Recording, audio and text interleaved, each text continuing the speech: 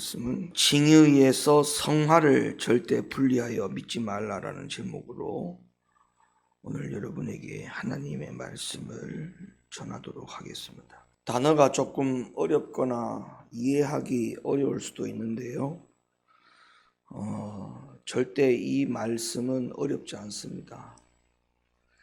이게 이제 쉽게 말하면 이런 거죠. 내가 교회 다닌다고 해서, 내가 기독교인이라고 해서, 내가 하나님을 믿는 사람이고 예수를 믿는 사람이라고 해서 그것으로 끝이 아니다라는 거예요. 끝이 아니다.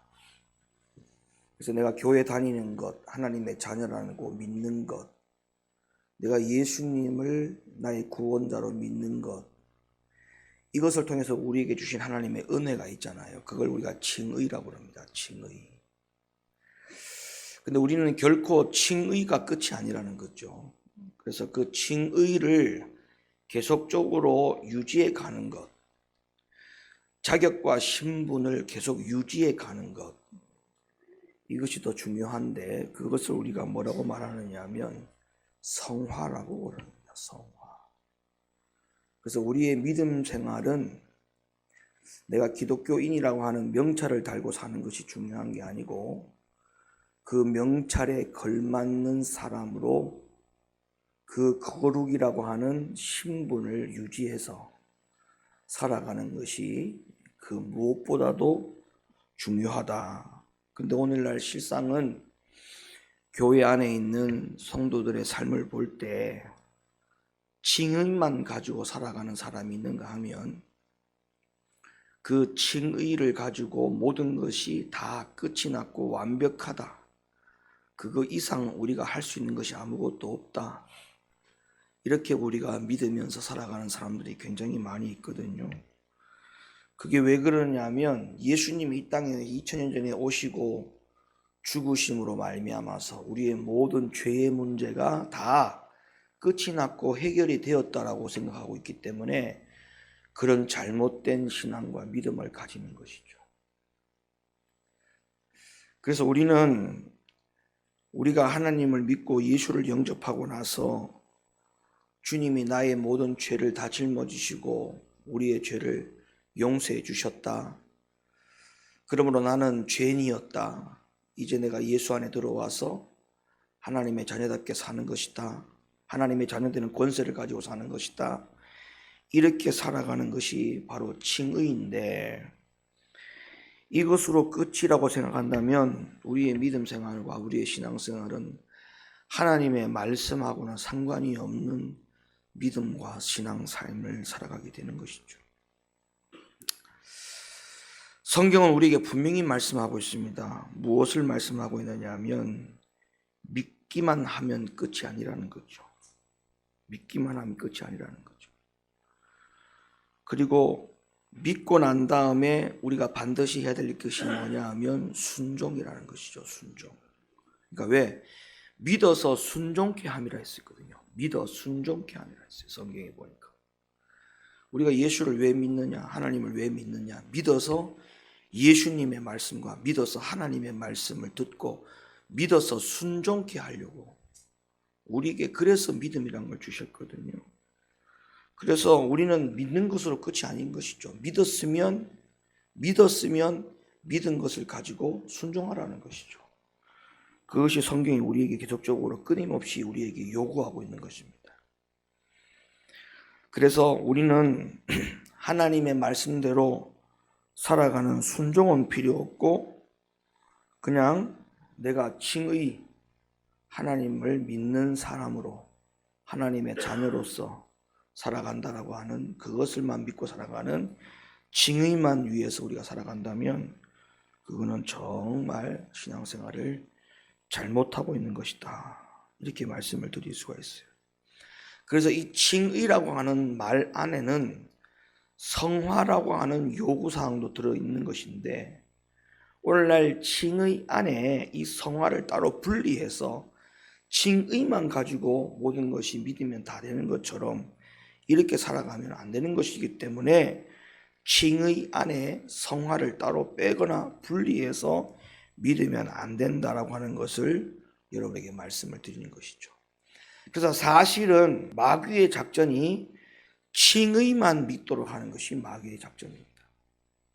그러니까 칭의 안에 성화를 믿지 못하도록, 그러니까 칭의 안에 성화를 따로 분리해서 이것은 우리가 쫓을 필요도 없고 믿을 필요도 없다라고 하는 것이 바로 사탄의 분리 작전이거든요. 사도 바울이 데살로니가 교회에 보낸 편지를 한번 볼까요? 이 내용 속에 이 칭의와 성화를 따로 분리할 수 있는 문제인지를 한번 짚어보겠습니다. 데살로니가전서 4장 3절 말씀, 하나님의 뜻은 이것이니, 하나님의 뜻이 뭐라고 말씀하느냐, 너희의 뭐라고요? 거룩함이라. 이 거룩함이라 했거든요. 성화잖아요, 성화. 하나님의 뜻은 이것이니, 칭의가 아니고 우리에게 거룩함이라 했어요.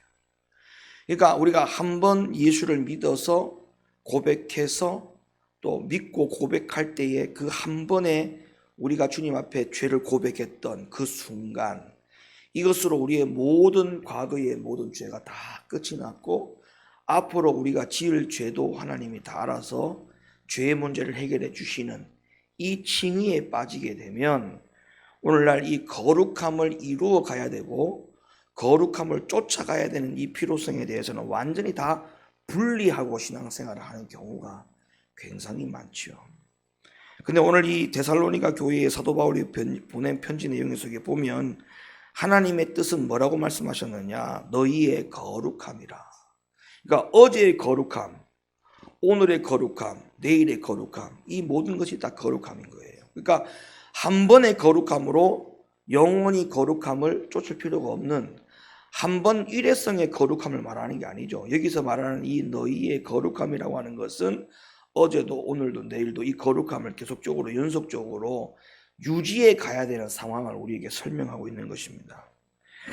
데살로니가서 5장 23절 말씀을 열어보면 또 이런 말씀이 있어요. 평강의 하나님이 친히 너희로 온전히 거룩하게 하시고 또 너희 온 영과 혼과 몸이, 그 다음에 뭐라고 말씀하는가 보세요.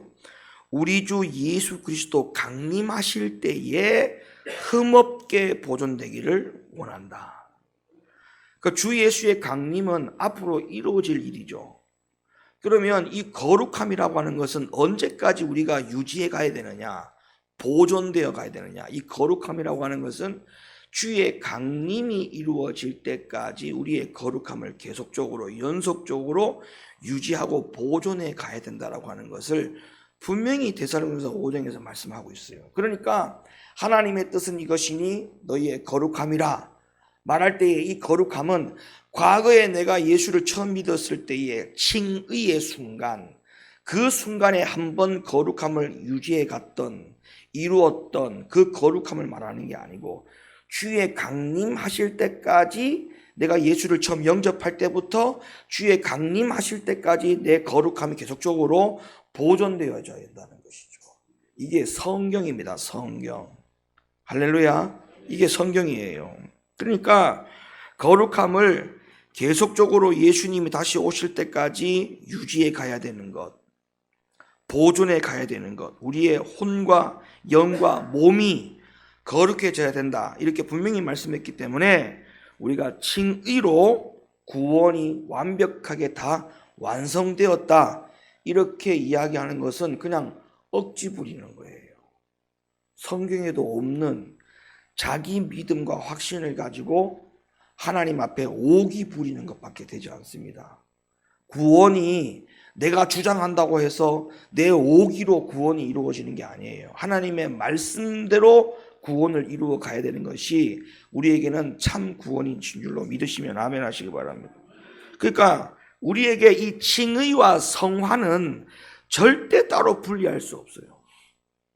만약에 여러분 이 칭의와 구원을 따로 분리해서 믿게 되면 오늘날 교회 안에 목사가 목사답지 못하게 되고, 권사가 권사답지 못하게 되고, 장로가 장로답지 못하게 되고, 집사가 집사답게 못하게 되고, 또 오늘날 더 넓은 의미에서는 진짜 성도가 성도답지 못하고, 하나님의 자녀가 자녀답지 못하고, 이렇게 살아가는 경우가 많이 생기죠.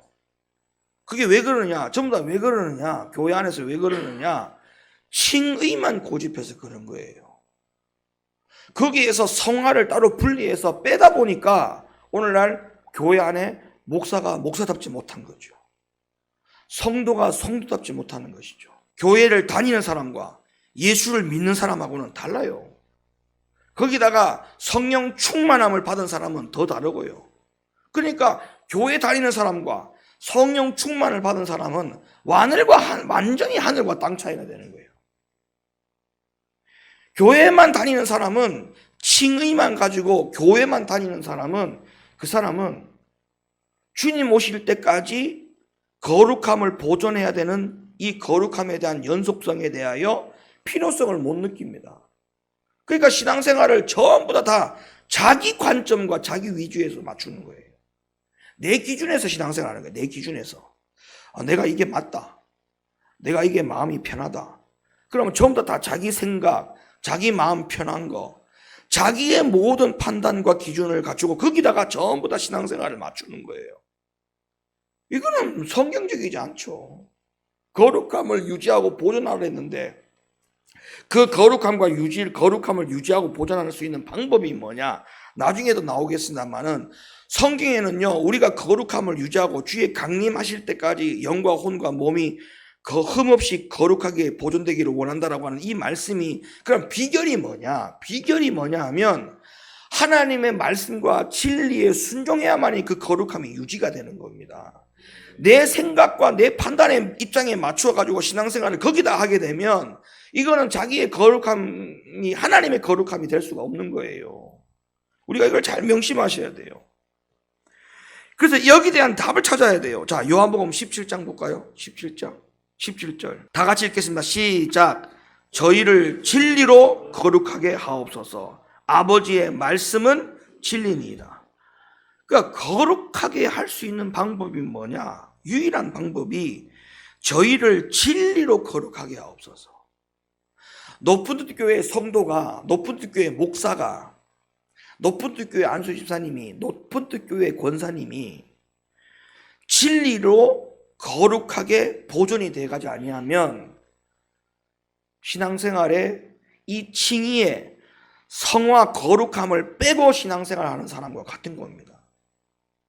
분명히 거룩이 우리에게 필요하다고 했는데 이 거룩은 그러면 뭐를 위해서만 가능하느냐 하면 하나님의 진리의 말씀으로만 거룩하게 된다고 했어요. 말씀의 진리를 통해서만 거룩해진다. 그러면 교회 안에 권사다운 사람이 누구고 안수집사다운 사람이 누구고 목사가 목사다운 사람 누구냐 하면 철저하게 그 사람들은 하나님의 진리의 말씀을 입각해서 그걸 기준으로 딱 세워가지고 신앙생활을 하는 사람이, 그 사람이 바로 뭐냐? 거룩을 유지해 가는 사람이에요. 거룩을 유지해 가는 사람. 성화를 주님 오시는 그날까지 보존해 가는 사람이 바로 그와 같은 사람이에요. 아무리 하루에 샤워를 하고 목욕을 하고 옷을 갖다가 매일매일 갈아입는 그런 육신의 거룩함을, 깨끗함을 아무리 유지한다 할지라도 그거는 몸이 거룩한 게 아니에요. 몸이 거룩한 게 아니라니까요. 여러분, 우리가 몸이 뭡니까? 이 팔, 다리, 얼굴, 이게 몸이 아니에요. 몸은 어떨 때에 몸이라고 하는 표현을 하느냐 하면 마음과 생각에 있는 것이 그 몸으로 연결되어서 그 몸이 마음의 생각이 있는 것으로 움직여줄 때에 그게 몸인 겁니다. 몸. 그럼 여기서 성경에서 말하는 몸이라고 하는 것은 마음의 생각과 마음에 이루어진 마음의 뜻과 마음이 이 겉으로 육신으로 전달되어 가지고 그 전달된 것이 그대로 움직여지는 이 몸을 말하는 것인데, 그러면 생각해 보세요. 겉이 깨끗한 게 중요한 게 아니고 사도 바울이 얘기했지 않습니까? 속이 거룩해야 된다는 거예요. 예수님께서도 바리새인하고 그 많은 이야기할 때 그 부분을 주장한 거 아닙니까? 겉이 깨끗한 게 중요한 게 아니고 속이 깨끗해야 된다. 그리고 겉을 깨끗하게 하지 말라. 왜 그랬어요? 이유가 뭐랬어요? 속이 깨끗하면 겉은 자동적으로 깨끗하다고 했거든요. 그러니까 내 영과 내 혼이 거룩을 보존하지 못하고 유지해가지 못하는데, 아니 몸이 어떻게 자동적으로 거룩해질 수 있습니까? 그러니까 교회 안에 우리의 몸이 신령한 몸이 돼야 되잖아요. 신령한 몸. 그러면 그 신령한 몸이라고 하는 걸 표현을 어떻게 하느냐? 깨끗한 옷을 갈아입는 게 신령한 몸이 아니잖아요. 내 안에서부터 이 신령함이 나올 때에 이 몸이 신령한 거예요. 이 몸이 거룩해지려는 것도 마찬가지죠. 내 영과 내 혼이 거룩해져야 이 몸도 거룩해지는 거예요. 이거는 절대 분리할 수 없는 겁니다. 근데 우리가 이 거룩을 유지해가는 것에 대해서 필요성을 전혀 못 느끼는 사람이 우리가 거룩을 위해서 살아갈 수 있느냐? 절대 그럴 수 없어요. 그럴 수 없어요. 교회 생활을 하는 동안에 그 사람이 거룩함을 오랫동안 유지해가는 비결이 뭐냐? 교회를 얼마나 오랫동안 다녔느냐? 그걸 통해서 그 사람이 거룩해질 수 있느냐? 직분이 있냐 없냐? 이게 아니고 진리의 말씀이 그 안에 있냐 없냐? 그리고 그 진리의 말씀을 붙들어서 살아가려고 하는 그런 몸부림이 있냐 없냐? 그걸 통해 가지고 더 나아가서는 진리의 말씀을 가지고 순종하는 모습이 있냐 없냐? 그걸 통해 가지고 오로지 뭐예요? 우리가 주님 오시는 그날까지 혼과 영과 몸이 거룩하게 보존되는 이 일을 유일하게 할 수 있는 거예요. 우리가 왜 맥주 한 잔을 못 하느냐? 더울 때 땀 뻘뻘 흘리고 얼음 넣어가지고 그 시원한 맥주 한 컵 먹으면 얼마나 맛있고 힘이 납니까? 옛날에 술 많이 드신 분들 입맛 돌지 않습니까? 얼마나 시원하고 좋아요. 근데 그걸 우리가 볼 때 왜 그걸 거부해야 되느냐? 왜 거부하죠? 몸이 왜 그걸 거부합니까? 몸이 자동적으로 거부하잖아요. 왜 거부합니까? 이미 혼과 영이 거룩함을 위해서 쫓아가는 그 유지가 안에서 능력으로 이루어지고 있다는 증거입니다. 그러니까 몸이 자동적으로 거절을 하는 거예요. 그러니까 혼과 영이 거룩함으로 유지해가는 그 능력이 상실돼 버리면 그냥 맥주 한 잔 뭐 어때? 이런 생각을 하는 거죠. 아이 동성연애 뭐 어때? 뭐 다음 달부터 또 이제 퀴어 축제 때문에 전국이 난리가 날 겁니다. 이제 5월 달만 되면은 전국적으로 매년마다 퀴어 축제 하잖아요. 동성연애자들이 다 길거리 나와가지고. 근데 그걸 우리가 볼 때 이걸 왜 거부합니까? 몸이 자동적으로 거부가 돼야 돼. 이거와 같이 하나님 말씀에 불순종하는 모습들이 우리 안에서 이게 자동적으로 거부가 되고 잘라져야 몸도 같이 가는 거예요. 몸도 같이 가는 거예요. 아, 이거 하나님 말씀에 불순종하는 거 이건 안 돼. 이게 자동적으로 이게 역할이 되지 못하는, 기능이 역할되지 못하는 것은 이미 그 혼과 영이 거룩함을 유지해가는 능력이 소멸됐다고 보면 되죠. 소멸됐다고 보면 되죠. 그러니까 목사가 예배 시간에 예배 자리에 있지 않고 딴 데 가서 사람들하고 히닥거리고 놀면 그 자리가 막 괴로워야 돼요. 괴로워야 돼. 그게 괴롭지 않다. 즐겁다. 뭐 어때? 이거는 벌써 혼과 몸이 거룩을 유지해가는 이 능력이 상실된 거예요.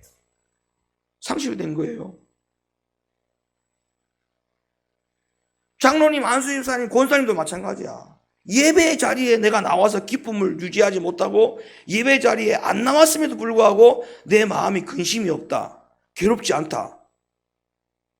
이거는 그 거룩함에 대한 능력이 상실됐다고 보면 되죠. 자, 이런 내용들을 또 확인하기 위해서 성경을 좀 찾아볼게요. 자, 로마서 15장 16절. 성령 안에서 거룩하게 될 수 있다. 아멘입니까? 어디 안에서 거룩하게 될 수 있다고요? 성령 안에서. 그러니까 오늘날 성령을 받은 목사, 성령을 받은 장로, 성령을 받은 성도, 이건 우리에게 너무나 중요한 겁니다. 너무나 중요한 겁니다. 성령 안에서 거룩하게 된다. 성령 안에서 거룩하게 된다. 요한복음 16장 13절 말씀 봅시다. 그러하나 진리의 성령이 오시면, 자, 성령 안에서 거룩하게 된다고 했죠 아까.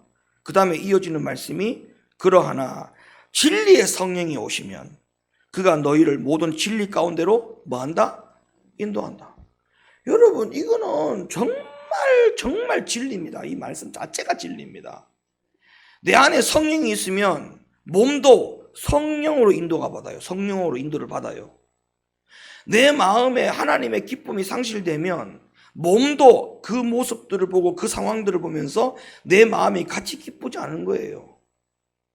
그러니까 내 마음이 하나님이 기쁘면 나도 기쁜 것이고 내 몸이 기쁜 것이고, 하나님이 내 마음속에서 슬퍼하시면 나도 그 부분이 슬퍼져야 되는 거예요. 근데 그게 안 된다니까요. 그게 이게 왜 그러느냐? 아까 제가 제일 처음 말씀드렸잖아요.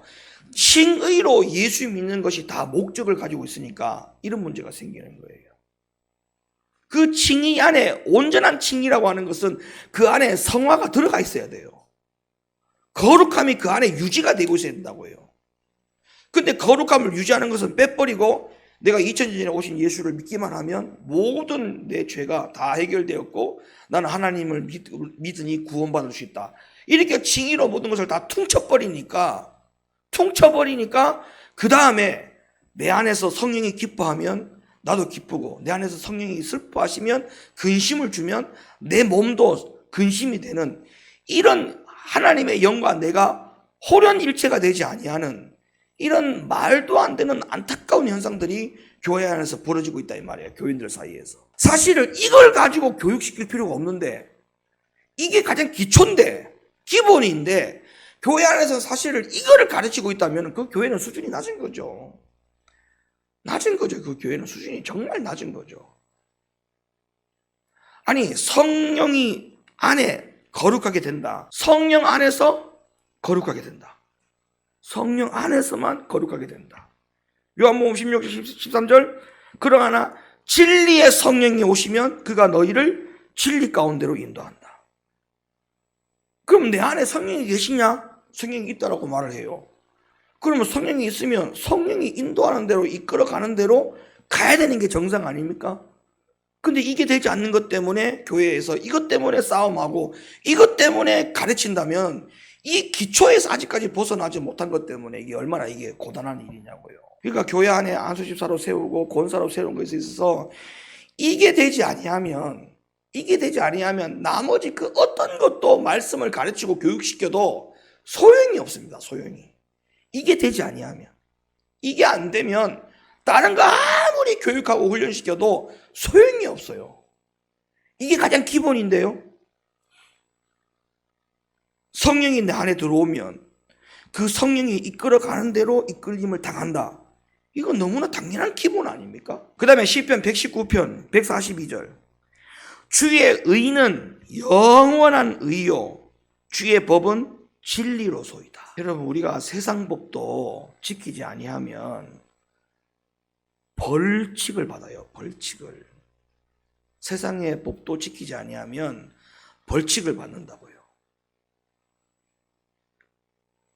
그리고 세상 법을 어겨가지고 벌금이 온다든지 벌칙이 부여되면 거기에 대해서 누구 하나 이유를 대지 않습니다.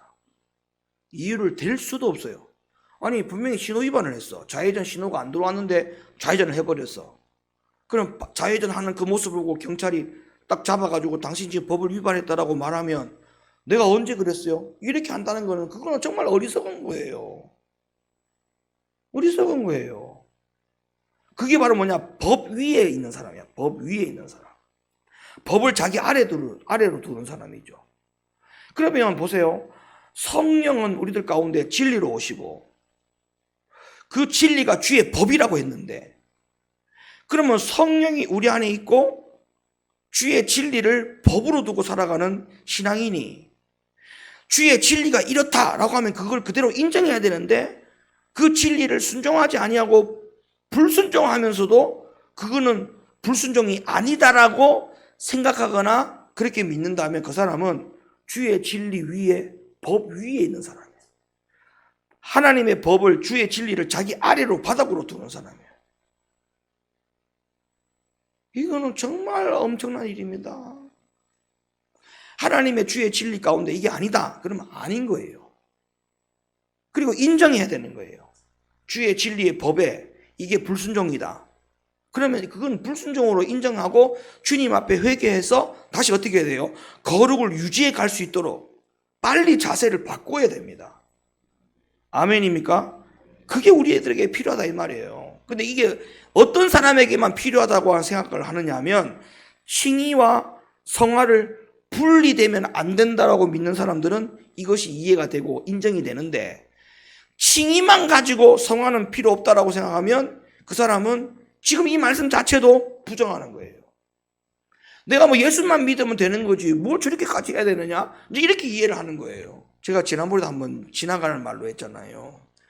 일주일에 교회 한 번 나와서 예배드리고 천국 갈 수 있다면, 또한 하나님 우리에게 주신 믿음은, 믿음을 왜 주셨느냐, 믿음 자랑하라고?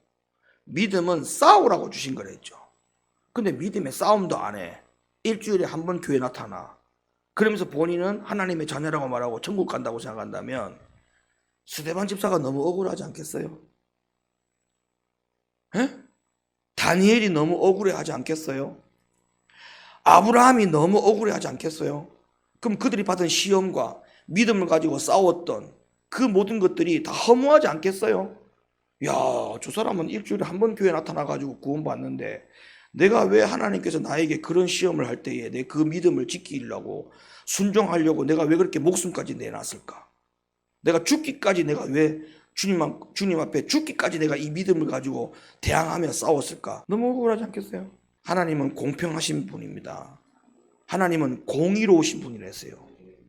하나님은 공의가 있어요. 공의. 그래서 뭐 내가 회개했기 때문에 나는 의로운 자이고 구원을 받았다, 이렇게 말하는 것은 정말 말이 안 되는 겁니다. 자, 바울이 뭐라고 말했는가 볼까요?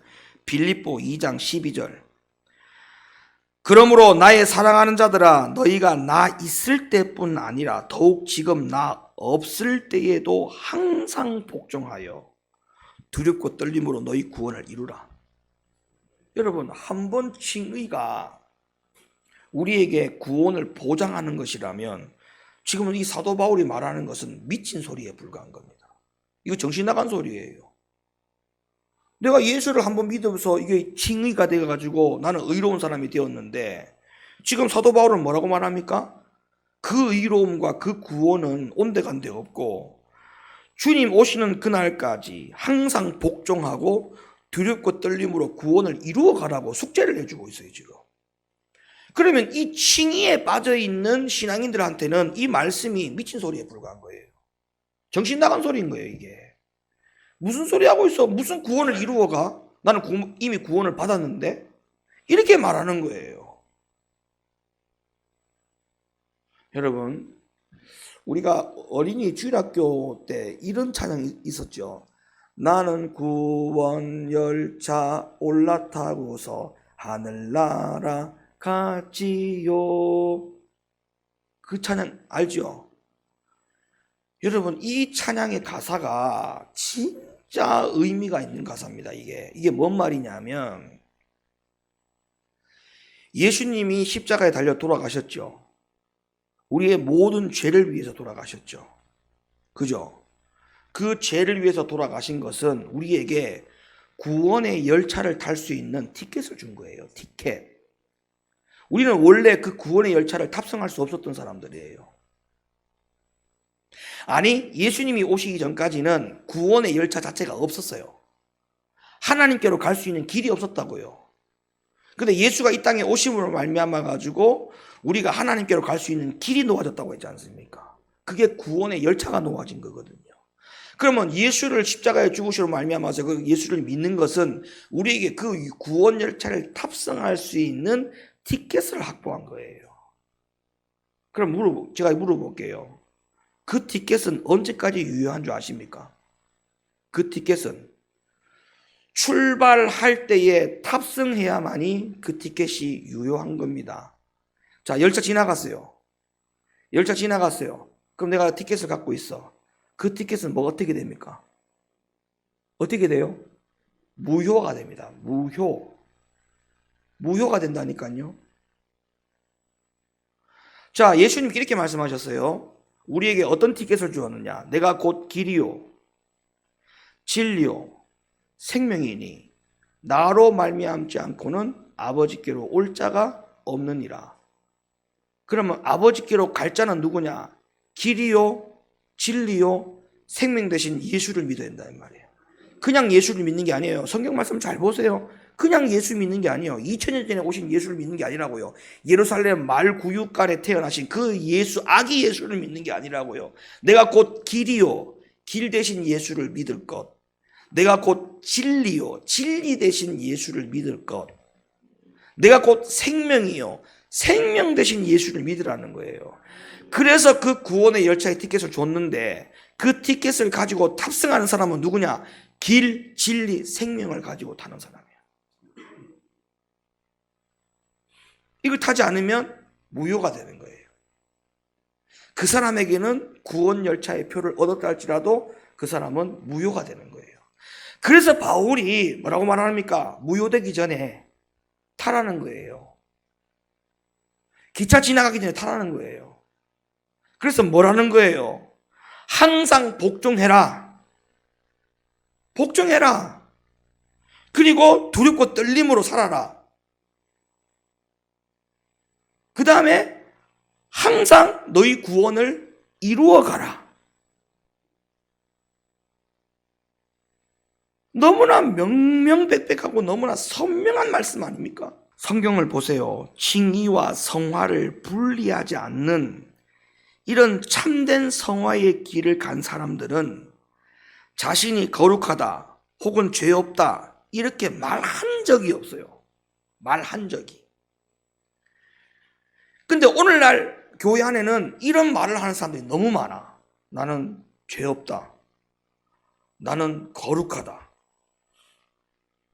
아니 성경에 다니엘이나 욥이나 이사야나 바울이나 예수님 품에 안겼던 요한도 이런 사람들도 자기 자신이 말할 때 나는 죄가 없다 이렇게 말을 한 적이 단 한 번도 없어요.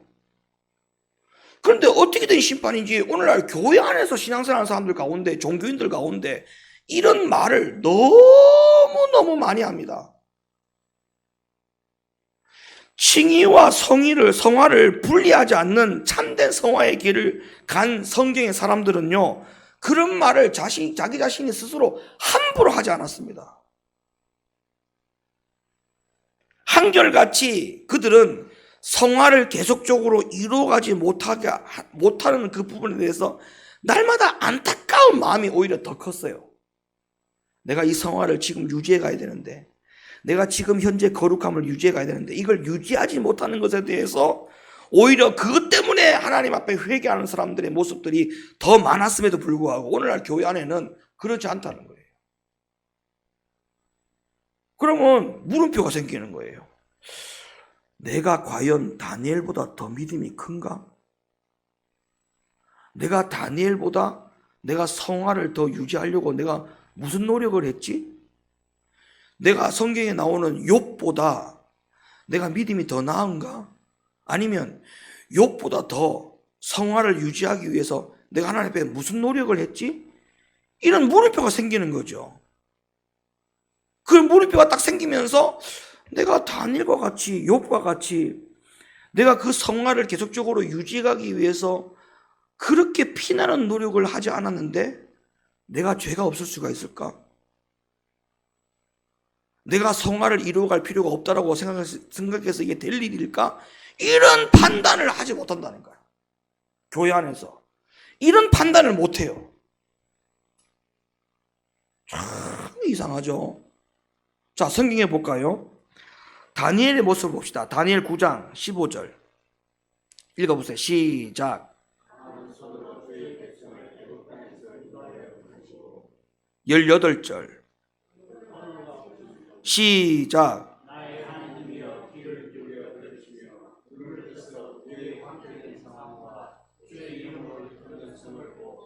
20절 시작.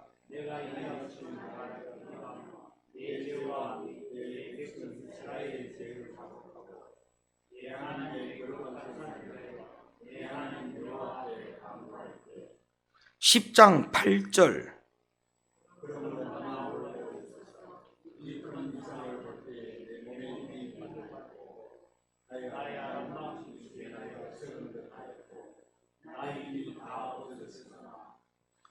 여러분 지금 다니엘의 모습은 하나님 앞에 거룩을 계속적으로 유지해가지 못하는 것에 대한 이 안타까운 심정과 이것 때문에 우리가 진짜 하나님 앞에 정말 이렇게 살아서는 안 된다라고 하는 그 괴로움을 지금 역설적으로 보여주고 있단 말이에요.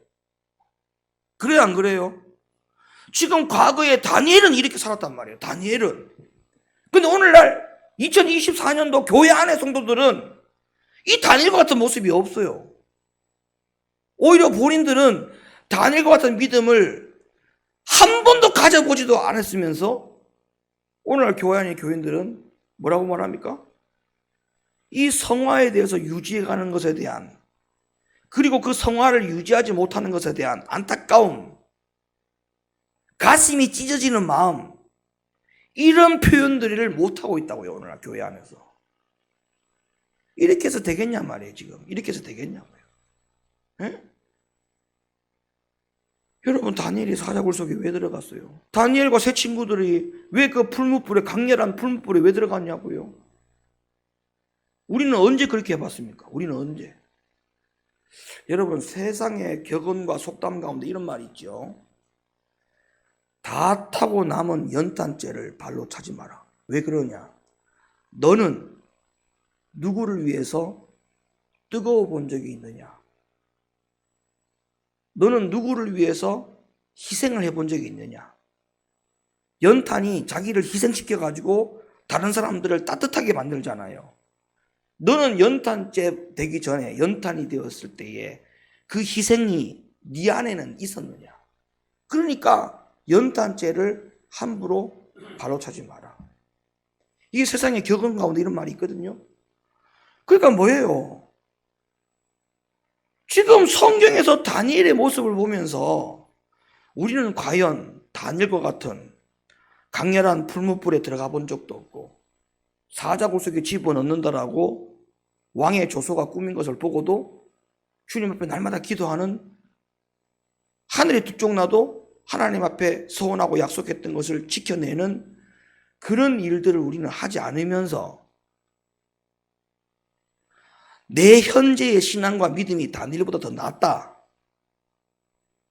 이건 잘못된 거 아니냐고요. 그걸 묻는 겁니다. 여러분에게. 이건 잘못된 거 아닙니까? 자, 욥을 볼까요? 욥기서 42장 6절 시작.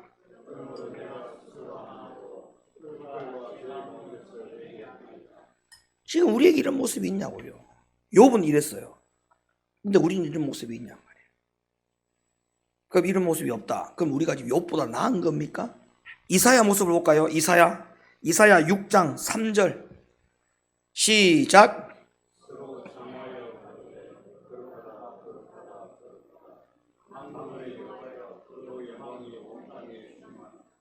5절 시작.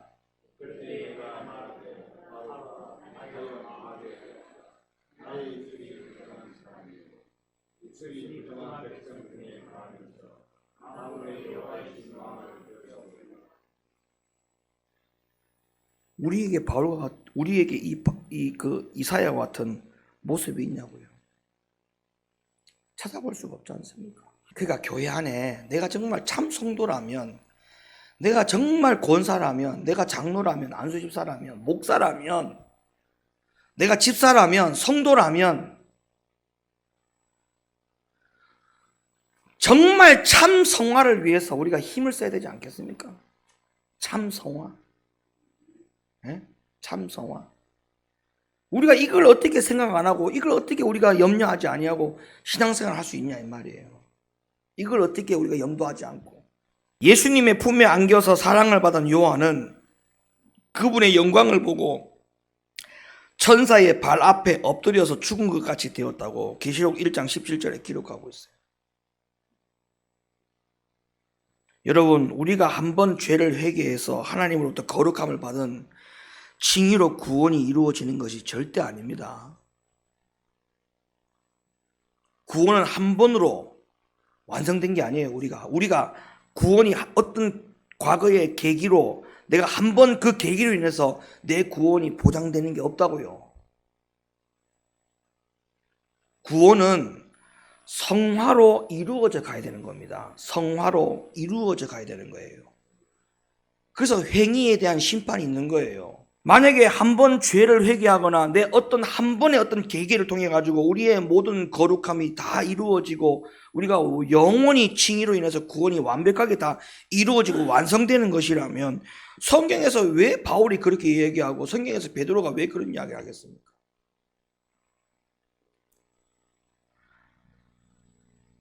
자, 베드로가 성화를 강조하면서 성화를 얻기 위해서는 여러 단계를 설명했어요. 여러 단계. 자, 베드로후서 1장 베드로가 이야기한 거 한번 볼까요? 1장 5절. 이러므로 너희가 더욱 힘써 너희 믿음의 덕의 지식을, 지식의 절제를, 절제의 인내를, 인내의 경건을, 경건의 형제우애를, 형제우애의 사랑을 공급하라.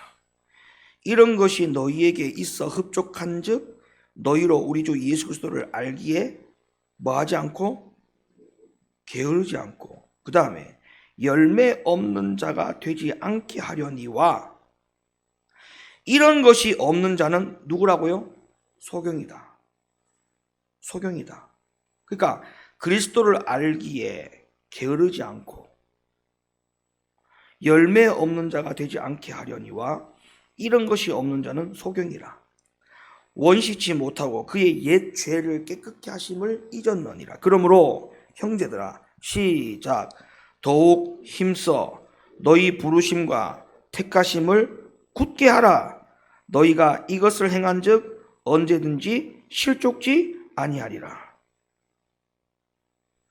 그러니까 칭의만 강조해서는 절대 안 됩니다. 여러분, 그거는 성경을 다시 봐요. 성경에 없어요. 성화는 계속적으로 하나님의 진리 안에 들어와 있어야 돼요. 아멘입니까? 성화가 계속적으로 이루어지는 것은 하나님의 진리의 말씀에 계속적으로 가까이 붙어 있어야 돼요. 계속적으로 가까이 붙어 있어야 돼요. 그 진리를 떠나는 순간, 거리두기를 하는 순간 자기 자신에 있어서 성화는 거리가 멀어진다는 걸 아셔야 돼요. 여러분, 이렇게 말하면 잘 못 알아들어요. 또 내가 이렇게 이야기해 볼게요. 자, 하나님 눈에 보여요, 안 보여요? 안 보이죠? 근데 만약에 하나님 눈에 보인다고 가정해 봅시다. 하나님 옆에 여러분들이 늘 붙어 다니면, 24시간 붙어 다니면 여러분 어떻게 살 것 같습니까? 거리두기 가능합니까, 이게? 그러면 하나님이 눈에 보이는 존재라고 가정하고 진리를 거리두기를 하면, 하나님이 말씀이 곧 하나님이 했잖아요. 하나님을 거리두기 하는 거예요. 그럼 하나님을 거리두기를 하면 우리는 죄인으로 살아갈 수밖에 없어요. 왜? 아니, 지금 봐봐요. 지금 하나님 눈에 안 보인다고 해서 죄 얼마 많이 짓습니까, 우리가 지금? 하나님 눈에 안 보인다 해가지고 성화를 안 쫓아가고 있지 않습니까? 하나님 눈에 안 보인다고 하니까 성화를 안 붙이는 거예요. 우리가 안 살아가는 거예요. 하나님이 붙어 있다, 진리가 붙어 있다, 우리가 이렇게 신앙생활을 해야만이 성화가 계속적으로 유지해가죠. 그러니까 교회 안에서, 그러니까 소경인 거예요. 그러니까 목사님이 볼 때만 하고 목사님이 안 볼 때는 안 하고, 이게 바로 소경인 거예요, 소경. 그래서 우리는 칭의 안에 성화를 절대 빼고 믿으면 된다, 안 된다? 이게 결론입니다. 칭의 안에 성화를 분리하거나 빼고 믿으면 절대 안 된다. 이게 성경이에요. 오직 믿음만 강조한다? 큰일 납니다. 믿기만 하면 구원은 당신의 것이라고요? 절대 아닙니다. 성경. 거룩을 계속 보존해 가야 한다고 했어요. 그 거룩을 계속적으로 보존해 가시는 유일한 방법은 하나님의 진리를 가까이 두고 그 진리를 믿고 말씀을 순종해 갈 때 거룩은 계속적으로 유지해 갈 수 있다는 거예요. 그러니까 거룩을 유지 어떻게 하냐? 순종 유지예요. 순종 유지, 순종 유지, 순종 유지. 하나님 말씀에 순종하면 그 사람은 거룩해진 거거든요. 그럼 거룩을 계속 유지하는 것은, 거룩을 계속 유지할 때마다 옆에 항상 뭐가 붙어야 돼요? 말씀 순종이 붙어야 돼요. 말씀 순종. 그렇게 해야만이 성화를 붙여놓고 주님 오실 때까지 성화를 옆에 붙여놓고 믿음 생활을 하는 거죠. 이렇게 믿음 생활을 열심히 하시기를 바랍니다.